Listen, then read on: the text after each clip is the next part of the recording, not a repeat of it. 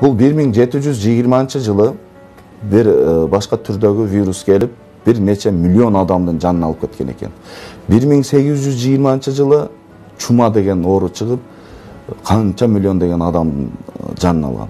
1920-жылы испанский грипп деген дүйнөлүк масштабта пандемияда 1,5 миллионго чейин адамдын жанын алган экен.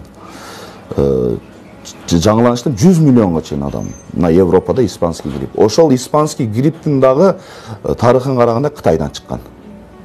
Бүгүнкү күндө бир ученыйларыбыз айтып атышат. Бул вирус, ошол эле вирус 100 жылда кайталана турган. 100 жылда жер боюнча ойгоно турган вирус экен. Биз азыр Кытайдан жугуп кетти деп атпайбызбы, Ухань шаарынан.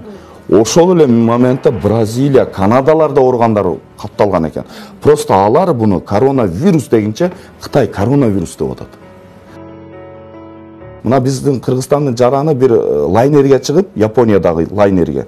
Ошонун ичинде коронавирус чыккан, уксаңар керек. Алардын ичинде Кытай мамлекетинен келген адам жок эле. Бирок ошол жерде жугуп кетти. Значит, бул вирус жерлерде ойгонуу процесси башталды. Бул тарых айтып атат бунучу. Анан тарыхта 2 жыл бул вирус жүрөт, анан спячий режимге кетет деп атат. Биз азыр медиктер ушундай ойго келдик, бул өзү кайтыш керек. Анын буну токтотуш кыйын экен.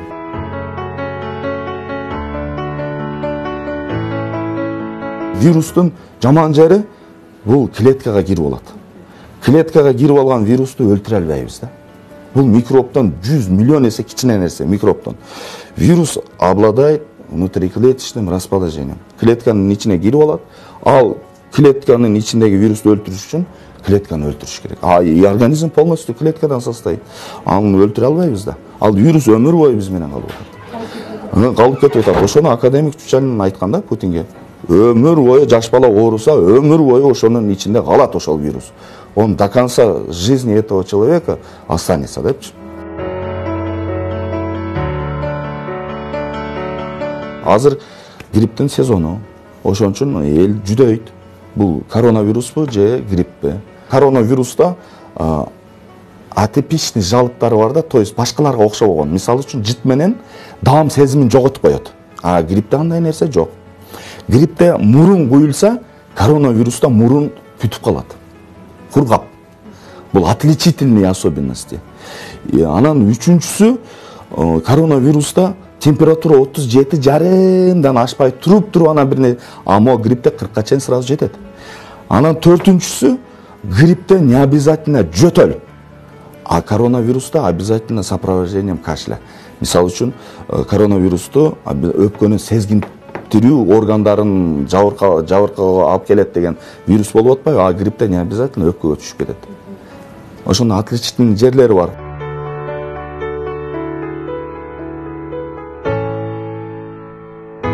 Бул масканы тагуу абзел.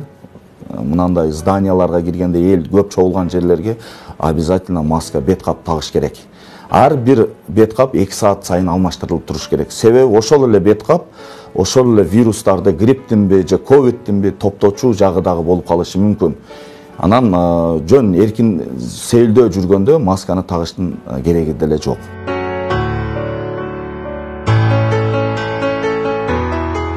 Антисептикти колдонуу абзел. Антисептик менен колдорду обработка кылып турабыз. Кармаган предметтерди, буюмдарды антисептик менен обработка кылып туруш керек. Бирок антисептиктин дагы колдонуусу 2 сааттан кем эмес болуш керек. Кээинки адамдар ар көрүшкөндө эле антисептикти колдонгон адамдарды көрүп атабыз. Бул туура эмес. Биринчи жагынан аллергический реакция, дерматиттерди алып келиши мүмкүн. Экинчи жактан биздин колубуздун, терибиздин сыртында бизге керектелүүчү кайра эле микробторубуз бар. Ошол эле вирусту басаңдатып тура турган. Биз аларды дагы сүртүп кетебиз. Ошон үчүн 2 сааттан кем